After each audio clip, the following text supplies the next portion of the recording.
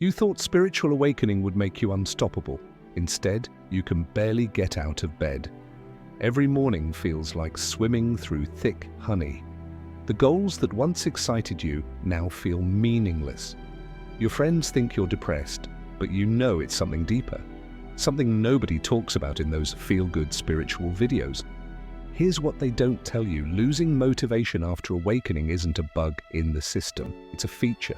And understanding why changes everything. 3 months ago, Sarah sent me a message that stopped me cold. She'd been following spiritual teachings for years, meditation, mindfulness, energy work. Then she had what she called the big shift. Everything became clear. The illusion of separation dissolved. She saw through the game everyone was playing. But instead of feeling empowered, she felt empty. Not sad empty, just nothing. Like someone had turned off her internal engine and forgotten where they put the key. Sarah's story isn't unique. It's happening to thousands of people right now. You might be one of them. The spiritual community has a dirty secret. They talk about awakening like it's graduation day. Pop the champagne. You made it. But awakening isn't the finish line. It's the demolition crew showing up to tear down everything you thought was real. Your motivation didn't disappear because you're broken. It disappeared because it was built on shaky ground, and your soul knows it. Think about a caterpillar. One day it's munching leaves, focused on getting bigger and stronger. Then something inside says stop. The caterpillar doesn't know why, it just knows the old way isn't working anymore. So it builds a cocoon and literally dissolves itself. That's you right now. Your caterpillar soup. Most people hear this and panic. They try to force themselves back into action. They make vision boards and set goals and wonder why nothing sticks, but you can't motivate soup. Soup doesn't have goals. Soup just is. This is where most spiritual teachings fail you. They skip the soup phase entirely. They go straight from caterpillar to butterfly like nothing happened in between. But the middle part? That's where the real magic occurs. Your old motivation system was powered by fear and desire.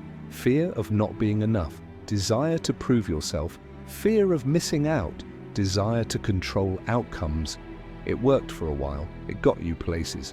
But it was exhausting, wasn't it? Always pushing, always climbing, always reaching for the next thing that would finally make you feel complete. Awakening pulls the plug on that whole system. Not to punish you, to upgrade you. Your inner wisdom knows something your mind doesn't want to accept. The old fuel was poisoning you, slowly but surely. Every goal achieved on empty promises left you more hollow than before. Success that felt like failure, achievements that tasted like ash. So your soul stages an intervention. It shuts down the broken machinery and starts building something new. But new doesn't happen overnight. First comes the void. Ancient traditions understood this. They had words for it. The dark night of the soul, the sacred pause, the great emptiness. Modern spirituality forgot these teachings because they're not Instagram friendly. Nobody wants to hear about the part where you feel like a ghost in your own life. But here's what those ancient teachings knew. The void isn't punishment, it's preparation. While you're sitting there feeling unmotivated, something incredible is happening below the surface. Your entire operating system is being rewritten, not just tweaked or updated, completely rebuilt from the ground up. The new motivation that's coming won't feel like the old one. It won't be frantic or desperate. It won't need constant feeding with external validation. Instead, it will feel more like remembering than striving. You'll start to notice small things calling to you. A book that catches your eye. A conversation that sparks something inside. A creative project that makes you lose track of time. These aren't random. They're breadcrumbs your soul is dropping, leading you toward your new purpose. But here's the catch. You have to trust the process. You have to let yourself be soup for as long as it takes. Fighting it only delays the transformation. This is why so many people get stuck in spiritual limbo. They awaken enough to lose their old motivation, but resist the emptiness that follows. They try to skip the cocoon phase and wonder why they never grow wings. The emptiness you're feeling isn't depression, it's not laziness, it's not a spiritual emergency. It's sacred space being created inside you, room for something larger than your old self to emerge. Your ego is terrified of this process. It wants action, plans, measurable progress. It doesn't understand that sometimes the most productive thing you can do is absolutely nothing. Sometimes growth looks like sitting still while invisible forces rearrange your inner landscape. This is why traditional productivity advice fails awakened people. Just set better goals doesn't work when your entire goal-setting system has been dismantled. Find your why sounds hollow when your old whys feel meaningless. You need different advice. You need to learn how to navigate by feel instead of thought, how to follow energy instead of logic, how to trust timing instead of forcing outcomes. The new motivation that's emerging operates on completely different principles. Instead of pushing towards something external, it pulls from something internal. Instead of seeking approval, it seeks authenticity. Instead of competing, it creates. This new fuel doesn't run out because it's not powered by scarcity, it's powered by abundance.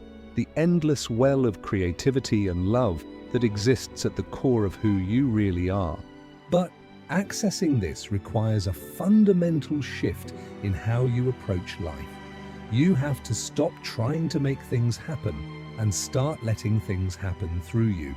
You have to become a channel instead of a creator, a receiver instead of a transmitter. This sounds passive, but it's actually the most active thing you can do. It requires complete presence, total awareness, constant listening for the subtle signals your new self is broadcasting. You start to recognize the difference between inspired action and forced action.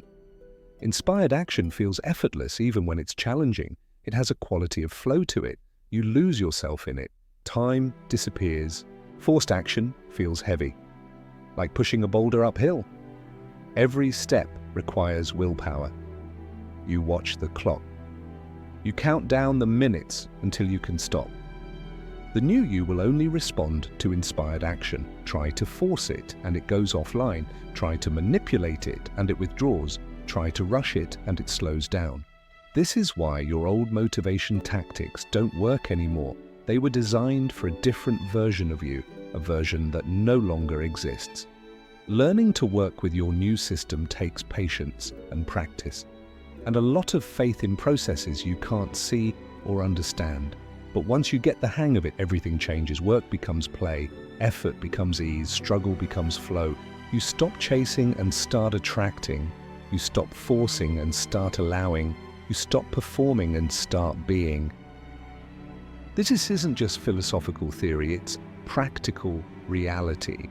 People who learn to operate from this new place don't just feel better, they accomplish more, but they accomplish it differently, with less stress and more joy, with less friction and more flow. The irony is that by letting go of the need to be productive, you become more productive than you ever imagined possible. By releasing the pressure to achieve, you achieve things you never thought you could. But it all starts with embracing the void, trusting the emptiness, letting yourself be soup for as long as it takes. Your old self had to die for your new self to be born. And death always comes before birth. Always. No exceptions. The question isn't whether you'll get your motivation back. The question is whether you'll recognize it when it returns. Because it won't look like what you're expecting. It might show up as a quiet knowing instead of loud excitement, as steady presence instead of manic energy, as deep contentment instead of desperate hunger.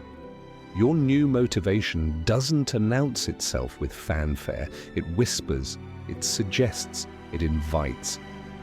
And it's already started speaking to you in the moments between thoughts, in the space between breaths, in the silence between words. The real work isn't getting your motivation back. The real work is learning to hear what it's trying to tell you. Most people miss these early signals because they're looking for the wrong thing. They expect motivation to feel like excitement. like a fire in their belly pushing them forward. But soul-level motivation feels different. It feels like coming home. You might find yourself drawn to activities you used to dismiss. Gardening, writing, long walks without destination. Simple things that don't look productive to the outside world, but feed something deep inside you. Your friends might not understand. They see you turning down opportunities that would have thrilled the old you. They watch you choose quiet over chaos, depth over speed. They worry you've given up. But you haven't given up, you've grown up. But there's a difference between giving up and letting go. Giving up comes from defeat. Letting go comes from wisdom. You're not running away from life, you're running toward a different version of it. This new version operates on different rules. Success isn't measured by how much you accumulate, but by how aligned you feel. Progress isn't tracked by external milestones, but by internal peace. Value isn't determined by productivity, but by presence. These shifts feel foreign at first. Your mind keeps reaching for the old measuring tools and finding nothing to grip. It's like trying to weigh love on a bathroom scale. The instruments don't match the reality. That's why this phase feels so disorienting. You're learning a new language while everyone around you speaks the old one. You're playing a different game while the scoreboard shows yesterday's rules. But here's what makes it worth it. The new game is infinitely more satisfying than the old one because you can't lose. There's no competition because there's no separation. There's no finish line because there's no race. Instead of battling against life, you dance with it. Instead of trying to control outcomes, you participate in possibilities. Instead of demanding answers, you get curious about questions. The curiosity becomes your new compass. Not the desperate need to know everything, but the gentle wondering about what wants to emerge. What if I tried this? What if I said yes to that? What if I followed this thread just to see where it leads? Following these threads requires a different kind of courage, not the courage to charge ahead despite fear, but the courage to move slowly despite pressure, the courage to trust despite uncertainty, the courage to be still despite chaos. Society will try to rush you back into action. Productivity culture doesn't understand sacred pauses. It only knows faster, harder, more. But your soul operates on natural rhythms. Seasons of expansion and contraction. Times of doing and times of being.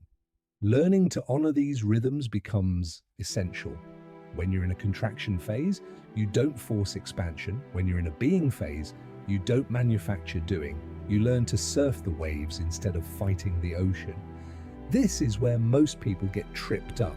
They think spiritual growth should look like constant forward motion, always ascending, always improving, always becoming more. But real growth is cyclical, like breathing, like seasons, like the moon. There are times for growing and times for resting, times for creating and times for absorbing, times for speaking and times for listening. The void you're experiencing isn't a detour from your path, it's the path. It's where the real transformation happens. Not in the dramatic moments of insight, but in the quiet spaces between thoughts. Not in the peak experiences, but in the valleys where you learn to trust what you can't see. Your new motivation is being forged in this fire of not knowing. Tempered by uncertainty. Strengthened by surrender. When it finally emerges, it won't break under pressure because it was born from pressure. And when that day comes, when you feel that first flutter of genuine inspiration after months of emptiness, you'll understand why the wait was necessary, why the dissolution had to happen, why your old self had to die for your new self to live. The motivation that returns won't just move you, it will move through you, and that makes all the difference.